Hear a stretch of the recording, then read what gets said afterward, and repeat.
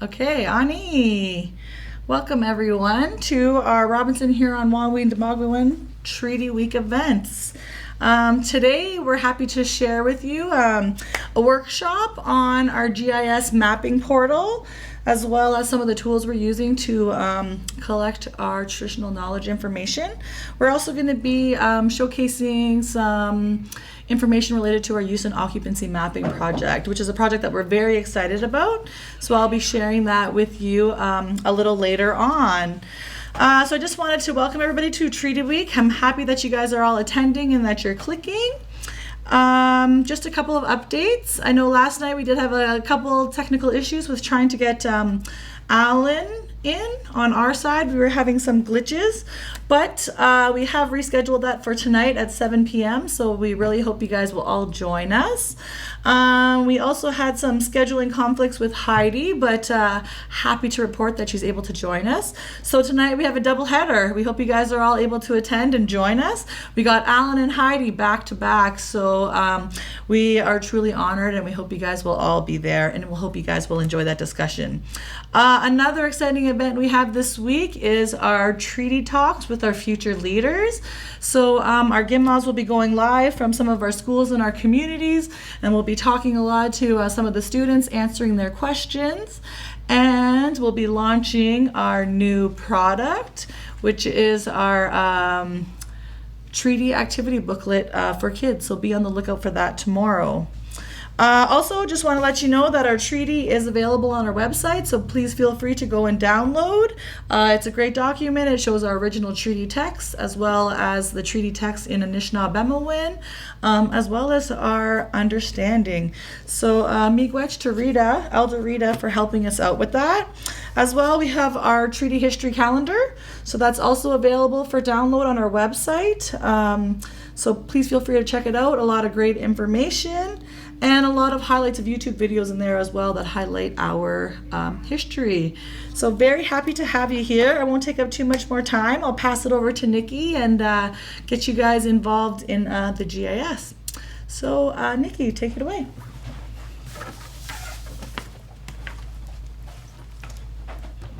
Hi everyone. Got my trusty computer here with me to help me share with you one of the tools that we are creating for the RHW GIS portal to go out to communities to help with some of the resources, impacts, and ecosystem stuff that is happening in our environments all around us. So give me a second, we'll quickly send this live. Okay, so what you have here is now our website for the Robinson Huron Treaty, where you can access this GIS portal. So this GIS portal is accessible under our menu, under the RHW GIS portal. When you click on there, it will quickly take you to a disclaimer. Our disclaimer is just for our protection, just to say that this tool is under works, it's being updated, and we are working with mostly provincial, ministry, and government data within this portal. So this portal doesn't really have much of our information when it comes to our native lands, any kind of TEK or anything like that. It's strictly based on provincial public data that's accessible. We also have a quick demo video here that may go through things a little bit more slowly for you if you want to return to this tool and use it in the future. We will be creating more demonstrations and a manual to help with some of the advanced options we'll be adding into this portal as well. So once you okay that and click on it, brings you into the portal. So you can see in the portal here, we have all of the 21 First Nation communities of the RHW. Now I can click on, for example, Garden River, and you can see that it will come up the information for Garden River, the chief of Garden River now. We also can connect to the website really quickly. You can see it'll bring us to Garden River's website. Close down the website, it'll bring us back to the portal. Now you can see within here we have the chief at the 1850 treaty signatory. We also have the treaty text at the time that came out. So that's all accessible. No matter what community you click on, you can see that that information is all within this system. So this system is going to be used, like I said, to help you with maybe some lands and resources and other technicians. So we have available, you can see quickly, the legend. The legend will show what layers you have open. You can click on the layer list. Now I'm not going to go through these yet, but you can see this is all the available layers we have in here. And as they're clicked on, they will update the legend list. We have the option here to change into a different base map gallery. So we are looking at a hillshade right now, but we can change that into imagery. We can zoom into anywhere we want to on this map and see the clear imagery of an area of interest. We can also go right back home to the bookmark of all of the 21 First Nation communities with Batchewana way up here in the top left corner. So I'm not going to go through all of these. You can see you can quickly go back and forth. I'm quickly going to go back to a nice gray canopy so you can see some of the layers that are coming up in the background when I turn them on after.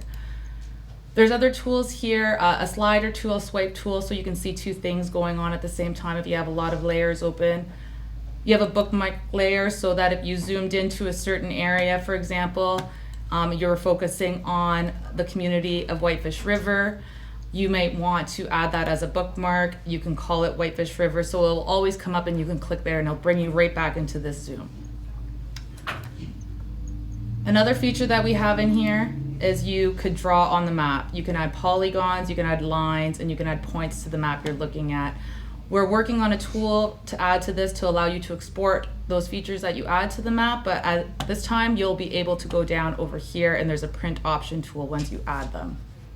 Now I'm not going to go through demonstrating how to add those onto the map. I just want to give you familiarity with the tools that we're adding in here, and then to show you that you'll have access to the layers and to do some of these analysis.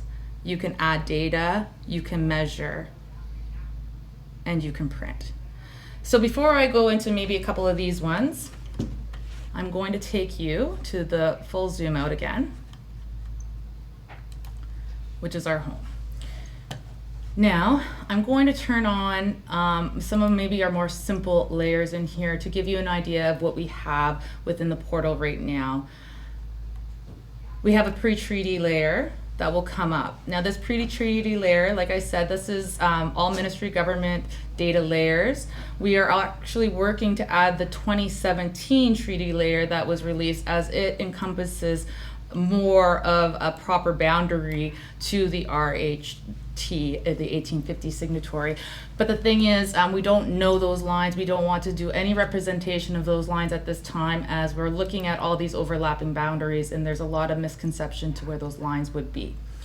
So quickly you can see, I can turn on also some of the Canadian lands data that shows our communities. So our communities are all tagged in as a point from here. I can turn off our logos for our communities so you can see this is the actual data that comes from the Canada Lands Registry point data. You can also turn on the boundaries of the Canadian lands data, and you can see that all of the First Nation communities have now been outlined and represented. You can also go even further and turn on the parcel data, the cadastral data within each of these communities to see all of the different lots. Now within these, if I click off the administrative boundaries, for example, in this one, just to give you a quick demonstration, how you can make sure that your pop-ups are on. So right here it says disable pop-up because it's already on when I click these three buttons on the side. Now if I click on any of these parcels, you're going to get information that is contained to that parcel, that survey that was done on a certain community. So like I said, I don't want to spend too much time going through all of these data layers. There's lots in here. I just wanted to quickly show you those ones as they are very meaningful to our communities. You also can access the Crown Lands Use Policy Atlas here. We have access to MNRF roads. But what I want to quickly just to show you is we can turn on some of the stuff that they have created for major projects that are going on. Give me 1 second. See if it loads here. There we go. So within this major project that comes from Natural Resource Canada, it's still not updated with all of the projects going on. But for now, what I can see in here is we can quickly go. Again, you have to always make sure you enable your pop-ups. And then you can see what project's going on and a little bit more information about those projects, whether they're mining operations. This one over here is the transmission line. If we zoom in and we go down to some of these communities,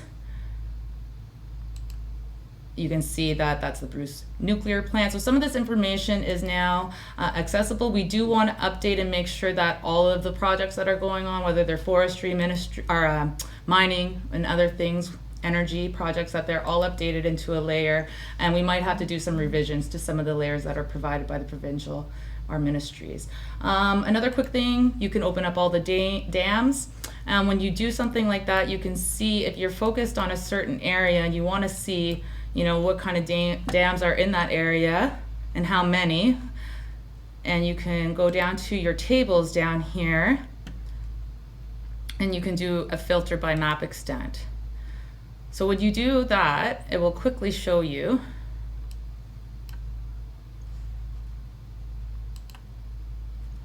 that there's 26 features of dams that are in this area that I'm looking at right now. The reason I chose dams, it's a simpler point file. I wanted to share the mining claims with you, but that data is a little bit more harder to, it takes longer to process, and I don't want to take too much of your time today with that. But I do want to show you the layer. So within here, and you go into the mining lands administration, and you click that on, there is going to be a lot of layers that are going to come up. And if we go back to zoom the whole bookmark area for our Robinson Huron, I'm going to turn off some of these administration reference layers just so you can have a better idea. And you would have to do this on your own in the background to see what's going on, as there's lots of layers within here. You want to keep the mining claims on, for example, and you can keep the mining divisions on. So when you start zooming in, you will start seeing all of the mining claims come up. And you can see that here, the green ones are the active mining claims. You can also see that by clicking on that down arrow, that quickly shows that the color green is the mining claims that are active. And again, you can filter, if you're really interested in a certain area like this, you can click down on the table below. You can do, you have to make sure you're on your, my down arrow. I think because I'm sharing my thing, it's supposed to be right here. There's a little click and it would actually show your mining claims and allow you to bring that up, but I'll go back to that after. So just to go back to a refresh and a simpler layers on.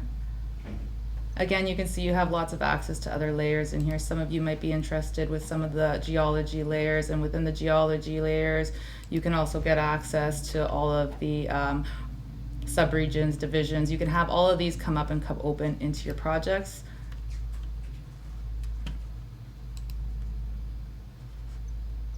Yeah, it wants to be stuck on dam, but don't worry, we're going to refresh that. We're going through a little bit, you know, we're working on this to make it the best tool, so we might have to refresh that after.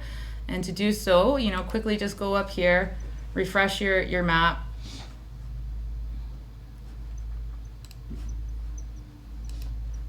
Back in. Make sure you get the layer that you wanted to really have a better look at. Make sure that's the active one. Zooming in again to see where some of these claims are going to come out.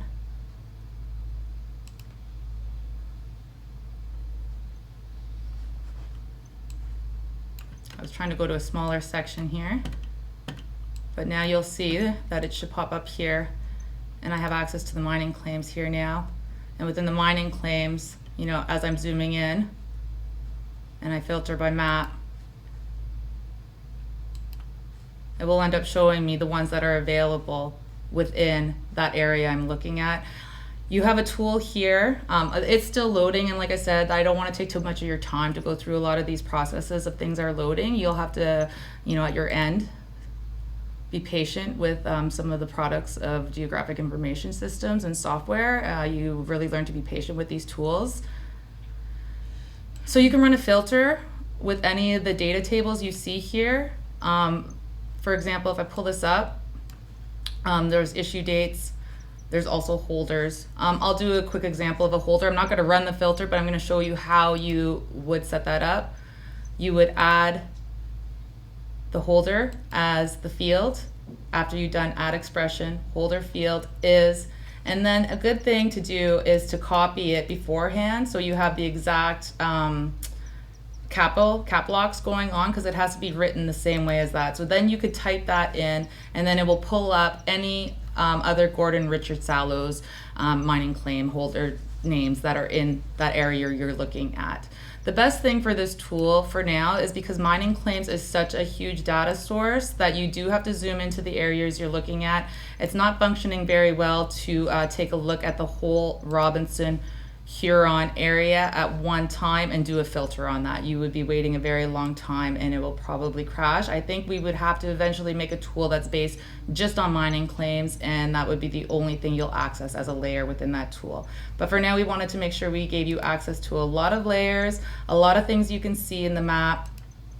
I think that's basically the ones I really kind of wanted to show you. You can go in here and you can turn things off and on your own after. The link is available on our website, as I showed you. I just finally pulled up here some of the forest management units, as I know like a lot of our lands areas are very interested in the forestry going on. So it quickly shows you the forest management unit name as well as the license name when you click on these polygons. So we're looking for aerial spray data. We know that that's a very big one that we want to add into this tool, and those are some of the things we're leaning on in the future to gather into here. So I would say that's a basic, good, quick overview of what you can do. And like I said, down here, I'm not going to go into the analysis tools too much, but you could do some buffering of points. If there's a certain, you want to buffer around your whole community, you can aggravate those points even, as well as you can select from certain data layers you open up. You can select certain features. You can add data. You can add data that you might have within your organization, or you can also add data from ArcGIS Online. ArcGIS Online has access to many layers that may complement what you're looking for. There's a search box right here. So if you're interested in for say some of the biodiversity or any species at risk. I don't think you would get the species at risk, for example, but something like that, you can search into the search bar and you might find some layers that are available that you can quickly add to your map. I would do something for an example, but for time and for loading, you can see some of these layers might take a little while, and we don't want to take your time with doing that. But here is just an example of some of the stuff that's available through the Esri ArcGIS Online library. So you can also measure things on your map. You can change your measurement units if you want it in kilometers, and you click on a point and you needed to represent it to another point. You can see that you can get your measurements like that, straight line measurements. You have to double click to end it, so it's a double click and then you get your measurement going on there. So there's other tools in here. Obviously you can explore to see different places on the map. The latitudes and longitudes, if you put your point in, was right here as well. And then finally, just the print option that's right here allows you to print the map you're looking at, the extent you're looking at. You can print it to a PDF. There's a lot of different options you can print to, JPEG, GIFs. There's advanced options to do all your setting of what you need to do for your map extent that you're looking at. And then your print option. I was going to quickly do a drawing, but I know we have two more speakers this afternoon, so I don't want to take too much of the time away from that. I will quickly just go this. So you have options with colors. So if you wanted to highlight a certain area, you can put a dot. You can clear that. You have the option to create polygons, for example. I'm being pretty sloppy here. I'm not going to go around boundaries really good, but say you had something like this that you drew on because you really wanted to represent that point after. Like I said, we were going to build a tool that comes into here that's actually going to have a polygon, polyline, and point layer, and it would be editable for you. But that hasn't come into the tool yet, so you would quickly be able to draw on the map, and then you could actually print what you're looking at if you needed to take that information home with you, whether it had some mining claims or other information all around it that you've already brought in here. So I hope that demonstration was well. We have a lot more.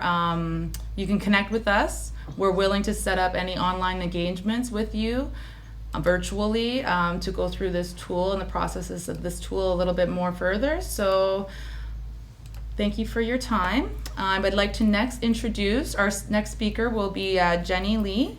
She is a GIS technician for Robinson Huron-Waddewich-Demajuin, and she has something to introduce to some tools we're working on as well. We did have one question from the audience. I don't know if you want to take it now, Nikki. Sure. Dan asks, for the treaty boundaries, is the data set available for download? Or can we open it in Google Earth Pro? So for the treaty boundaries, so when you're talking about treaty boundaries, I'm going to say the only one I really shared with you today was that pre-treaty 1975 boundary. That one is actually downloadable. That I downloaded it through Leo had it, and I could actually send that link out and get that accessible on our site. But there is the other one that's 2017. That is also a new kind of boundary line that they've developed. That, like I said, it more clearly represents what should be the territory for the treaty, but that one is, I haven't found the download for that one as a spatial data yet. I'm just going to be bringing it into a map, and then I'll be outlining it, and then again we can get that spatial file once it's ready in that format out to people. Again, these are not our lines, they are not our layers, we're just kind of getting them from the government and what they'd had from maps they created. Unless there is any other questions, I'll pass it over to Jenny Lee. Bear with us for a second while I make sure I get Jenny Lee in the background here.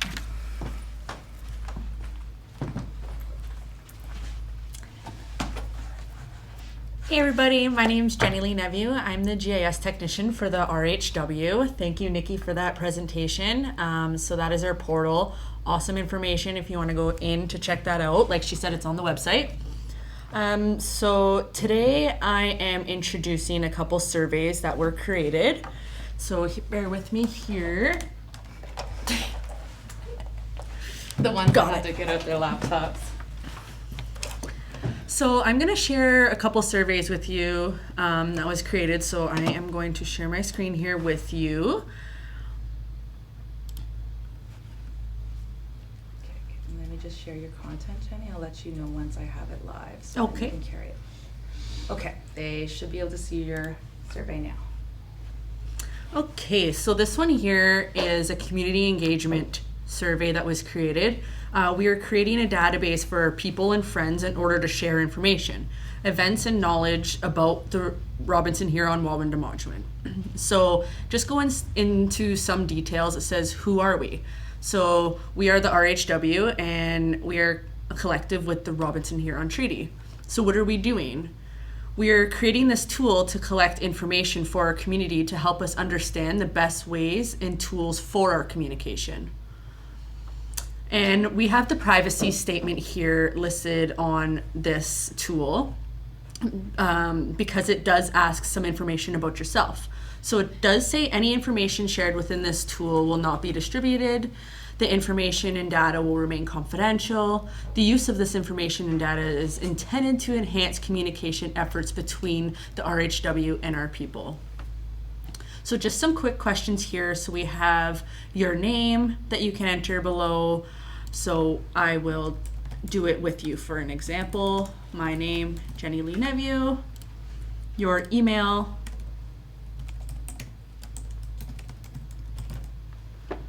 Your phone number, so you can add your phone number. That is also an optional if you wanted to.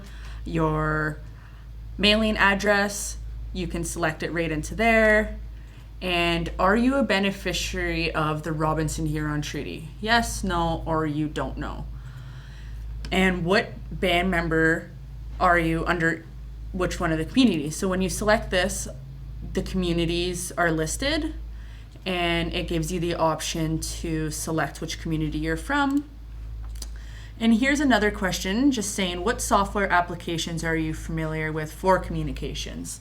So some people tend to want to get letters, a telephone call, Twitter, Instagram, Facebook, email, Microsoft Teams, and other, which you can select there. So as Cheryl was showing you in the beginning of this segment, that we have our history calendars out now. So our history calendars are out for download on our website. And in this survey, you can select if you would like one mailed or emailed to you.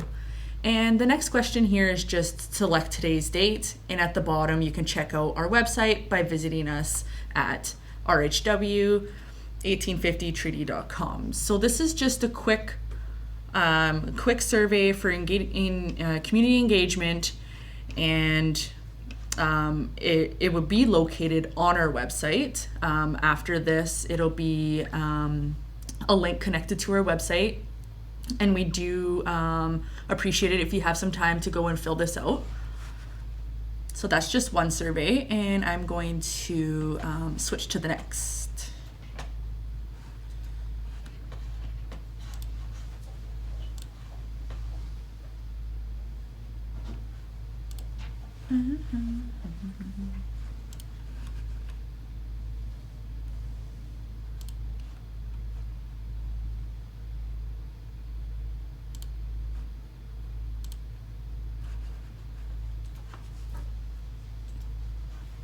You can see my survey now? I got it. Awesome. Okay.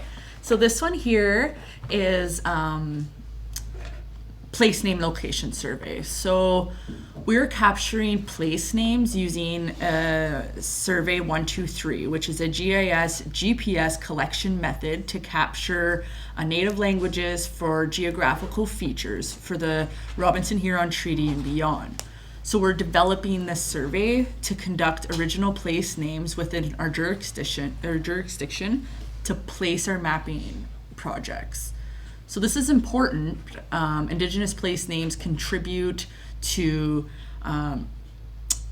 strengthen our Indigenous history, our language, our culture. So with your help, it helps us identify boundaries useful to determine these boundaries. So together we are mapping our ways. So this is another short, quick survey.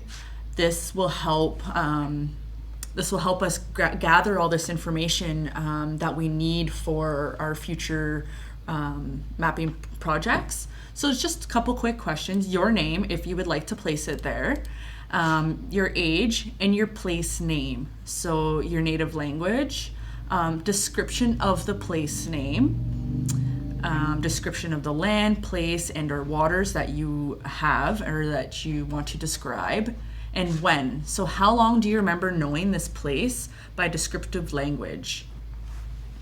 Now, if you don't have, if you have a document based on the dialect of this place name, you can upload this file here, and you could upload documents, PDF, anything like that. And if you know the dialect, you can identify. So here it'll show a location.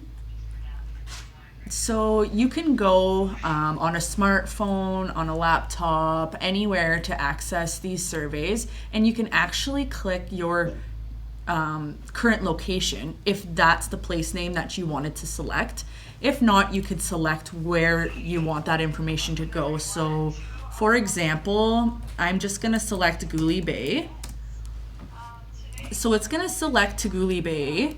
Now, in Gooley Bay, in the Big Bay, which is located right here.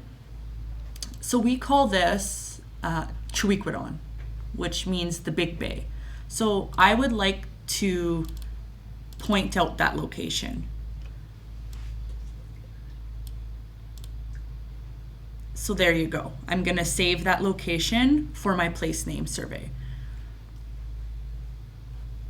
So if you can find the location on the map that was shown above, you could get the location by a Google search and upload that image here as well.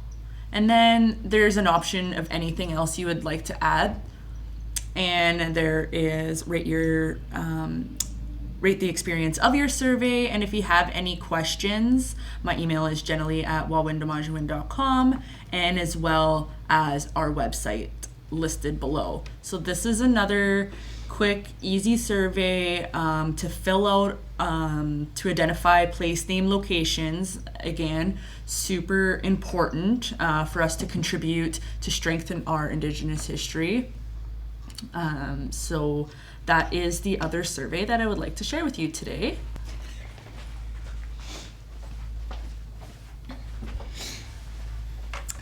Okay, awesome. Miigwech, Nikki, and Jenny Lee for providing those great presentations and highlighting some of the great GIS tools that we've been working on. We encourage you guys to use those tools. We developed them to help us manage our community lands and our treaty lands. So if you have any suggestions or any improvements that you would like to see, please let us know.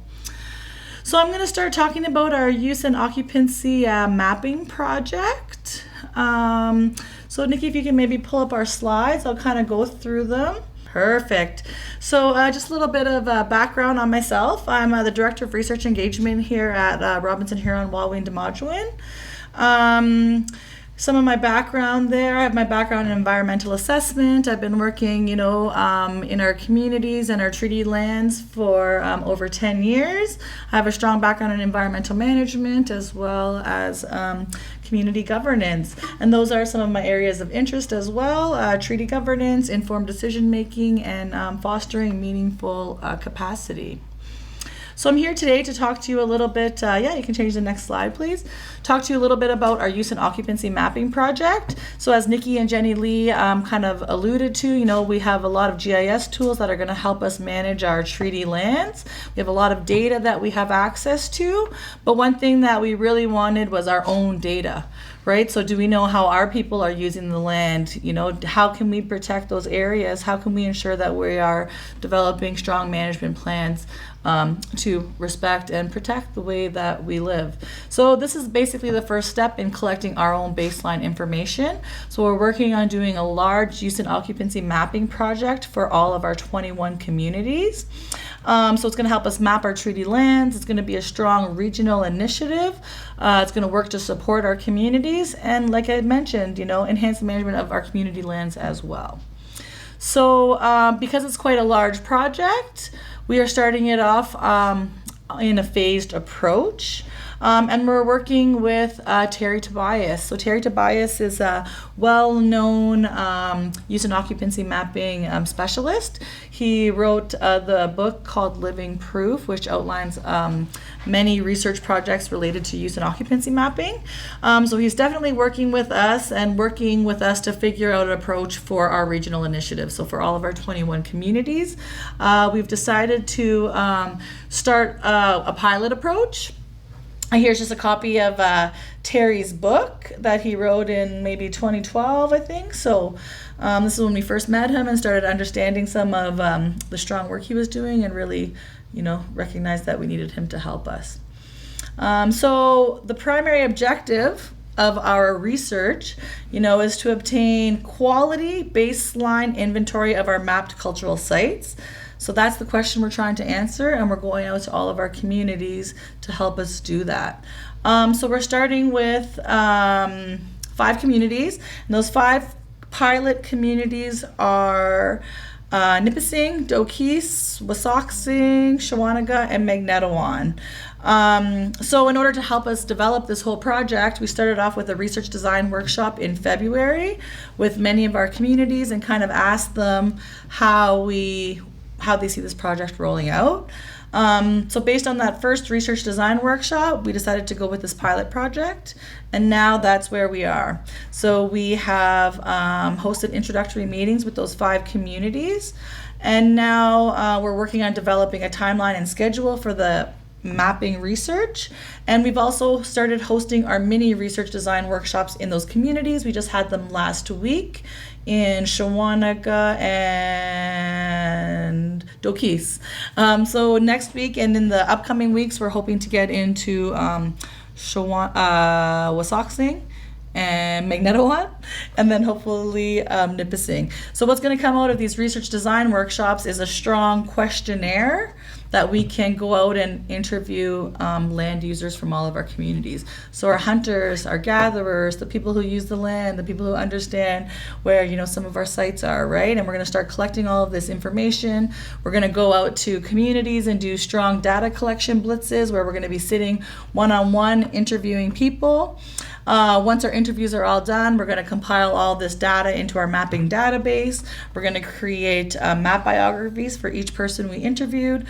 We're going to give those map biographies back to the people who helped develop them, and we're going to have a community celebration and gift them those maps as our gratitude and thanks for helping contribute to this project. Then of course all this data is going to be available to our communities to help them manage lands, and you can switch to the next one.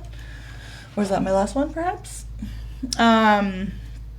Yeah, so we're really excited about it. Some of the products that are going to come out of this research project include, you know, our questionnaire, final data collection manual, so you'll know exactly how we collected the data, hard copies of all of our interview records, you know, a lot of digital data that will be available to communities to download, as well as in hard copy and on sticks. Yeah. A lot of good data that's going to help us develop our mapping database, and you know, we'll figure out ways to get it into the portal to have it accessible to our communities, but that's something we're still working on just because of some of our confidential information or highly sensitive information that we may not want out in the public, so those will be a little bit more user restricted, so that will be as our tool develops and evolves. You can go to the next one please, Nikki. Okay, so you know, UOM was really important to help us get a good understanding of what's happening on our treaty lands, and it's going to support treaty land management, managing our resources, and protecting our way of life. This mapping project and this use and occupancy research is also going to help building our treaty relationships, you know, foster treaty relationships between other treaty organizations, as well as support treaty knowledge for our people. And then also because, you know, we also know that we're having our court case going on. So, you know, we're hoping that some of our use and occupancy mapping can help support our annuities team in any way that they need. So some of the challenge that we have and what we encourage you guys all to do, if you see, hear about use and occupancy mapping in your community, I encourage you to participate. That's one of the biggest challenges, is finding out our land users who have all of that information, and we all have that information in us, so we got to try to locate those people who can help us go through these interview processes. Like I kind of alluded to previously, is the sensitivity of information. Lots of times people don't want to share this information, so, you know, happy to have those conversations with you and happy to try to minimize any of those risks or concerns that you may have. Some of the challenges are having a strong research methodology, and you know, those are some of the challenges we faced in other projects, and hence why we really needed to ensure that we had somebody helping us and guiding us who understood that, and how do we constantly support our primary research objective. Another challenges we have is capacity, and how do we ensure that we have the capacity in our communities to run through some of this research, right? And that's why some of these GIS tools are helping. That's why our team is here. Feel free to reach out to us, to call us, email us. We're happy to sit down and figure out a way that we can both work together and make our project a success. Or if you have any other mapping questions that Nikki or Jenny Lee maybe will be able to help with, we're definitely happy to do that. Which brings us to our last point there. If you have any mapping needs that we can support through our online tools, we can definitely discuss that. So that was a brief highlight of our use and occupancy mapping project. It's one of our major research projects that we'll be doing and that we'll be undertaking. It will take us several years to complete.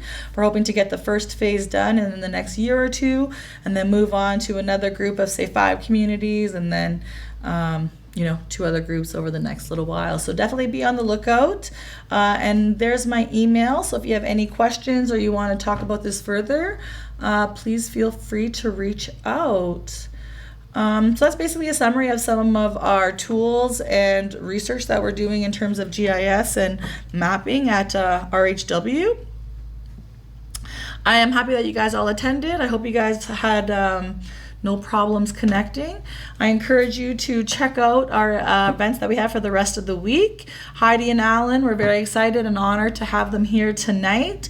And we're super excited about our school day tomorrow. So we're going into our schools for a treaty talk discussion with our future leaders. So please be sure to log on. I don't know if you guys had any final comments you wanted to say, or is there any questions that came up in the chat, Jenny?